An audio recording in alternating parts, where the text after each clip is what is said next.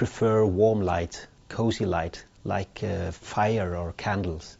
But light, no matter where you are from, is a very important thing.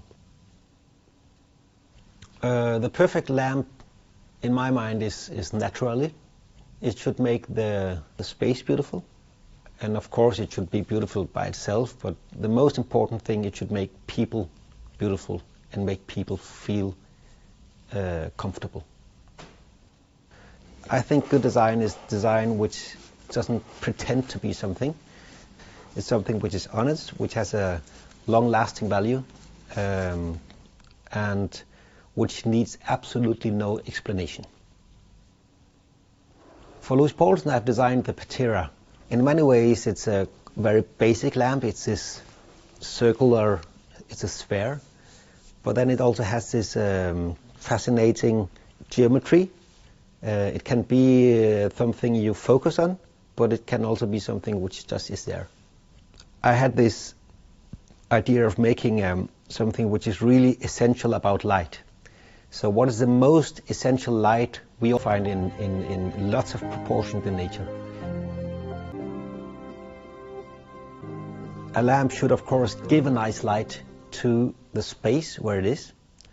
This one is a lamp which could be a centerpiece, but it can also give direct light on a table surface.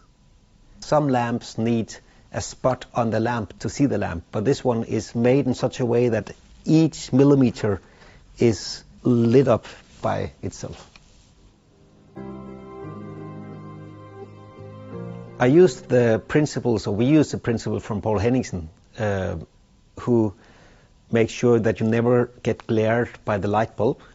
We took it to the next level. Somehow we open it up downwards. So here you can see directly in, and then here you can't see anything anymore.